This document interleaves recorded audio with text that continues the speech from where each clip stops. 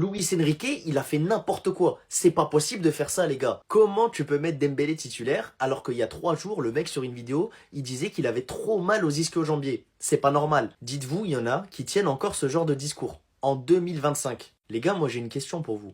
Depuis quand un entraîneur est le seul à décider si un joueur va être sur le terrain ou pas? Est-ce que vous pensez que le joueur n'a pas son mot à dire, surtout quand le joueur n'est pas sûr d'être présent à 100% physiquement?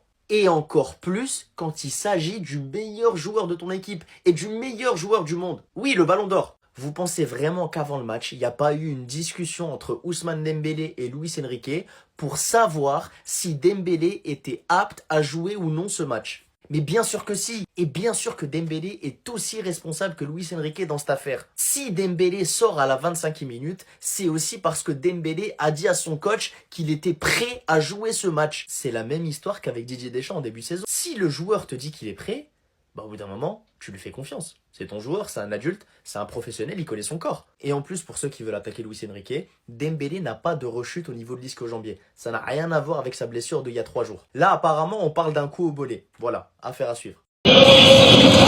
Ouais, ça c'est pas normal. Ça, c'est pas normal. Avec tout le respect que j'ai pour Luis Enrique, vraiment tout le respect que j'ai pour Luis Enrique, c'est des choses pas normales. C'est des choses pas normales, les gars. C'est pas normal. Tu peux pas faire débuter un mec, tu sais qu'il revient de blessure, le match il va être à haute intensité. Fais-le rentrer. T'as fait confiance à des Titi contre le Barça, contre des grosses équipes. T'as fait confiance à des Titi. Frère, mets un Mayoulou devant. Mets un Mayoulou devant au pire. Mais le lance pas comme ça. Le lance pas comme ça. Le lance pas comme ça. Le lance pas comme ça. Je vous dis la vérité, hein. Je vous dis la vérité. Je vais être très sincère avec vous. Mayoulou, Mbaye, s'ils continuent, eux, sur cette lancée, je vous jure, les gars, Barcola, il va régresser.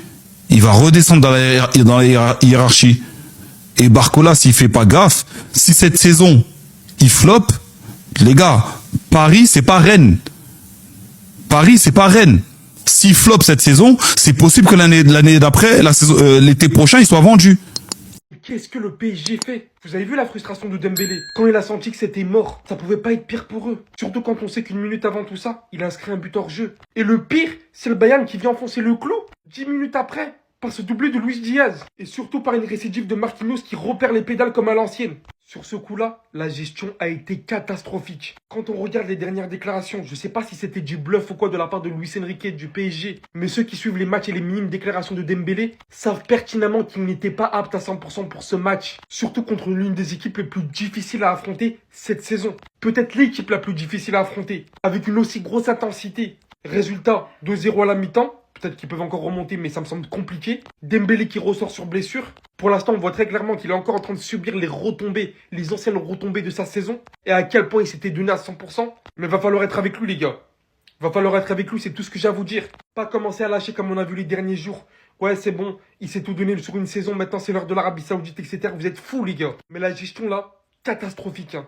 Non, on peut dire que le Paris Saint-Germain a vécu un cauchemar aujourd'hui. Achraf Hakimi qui sort complètement en larmes, les amis, après le tacle assassin de Luis Diaz. La situation était trop bizarre. Le gars, aujourd'hui, à lui tout seul, il est venu avec la mentalité de Cristiano Ronaldo et Sergio Ramos en même temps. Avant de prendre un carton rouge dans le match, il s'est d'abord assuré de claquer un doublé. Là, nous avons le premier but qu'il marque à la 4e minute et le deuxième but à la 32e minute. Et à l'approche de la fin de la première mi-temps, il s'est dit non, j'ai pas envie de jouer la deuxième mi-temps, donc je vais prendre un carton rouge. C'est ainsi qu'il part écraser la cheville d'Hakimi. Et à vue d'œil, les amis, la blessure est très grave. Apparemment, les membres du staff du Paris Saint-Germain ont passé des appels, étant donné que le gars n'arrivait même pas à poser le pied par terre. Et bien avant la sortie d'Hakimi, c'est Ousmane Dembélé également qui est sorti. Lui qui vient tout juste de revenir de blessure. Franchement, je sais pas ce qui se passe avec les ballons d'or ces derniers temps, mais j'ai l'impression qu'ils sont tous blessés. Audrey, lorsqu'il venait prendre son ballon d'or, il était en béquille. Ousmane Dembélé aussi, lorsqu'il venait prendre son ballon d'or, était blessé. Et là, Achraf Hakimi qui va remporter le ballon d'or africain, et bah lui aussi il vient de se blesser. Le pire pour lui, c'est que c'est à quelques semaines de la CAN. Là, j'imagine même pas l'état du coach marocain. Et clairement son meilleur joueur qui vient de se blesser. Tout ça à cause de cet homme, Luis Diaz. Et d'ailleurs, en parlant de Luis Diaz, les amis, comme vous pouvez le voir derrière moi, on a ses stats de ce début de saison. Première saison avec le Bayern Munich, les amis, il est déjà à 9 buts et 5 passes décisives. Ils sont tous en pétard là-bas. Henry Kane, Michael Olise,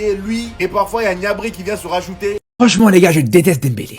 Mais je voulais vraiment pas qu'il se blesse. Pour la simple et bonne raison que je voulais juste que le monde voit à quel point ce joueur c'est une fraude, pour que le monde voit à quel point il méritait pas du tout le ballon d'or, pour que le monde voit à quel point, ok, il a fait 6 bons mois sur la deuxième partie de saison, la saison dernière, mais qu'il refera plus jamais, qu'il s'approchera plus jamais du niveau qu'il a montré sur ces 6 mois-là. Et encore, les gars, quand je dis 6 mois, je suis très gentil, mais bref.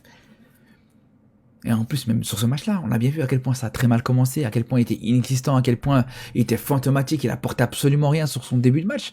Mais bon, vous allez me dire, ouais, c'est parce qu'il était blessé, c'est parce que c'est... Ok, d'accord, pas de problème, pourquoi pas. Mais moi, je vous le dis, moi, j'attends qu'il revienne. Juste pour lui mettre un pressing, les gars. Moi, j'attends que ça, les frères. Depuis qu'il a pris le ballon d'or, les frères, il a quasiment plus joué de match.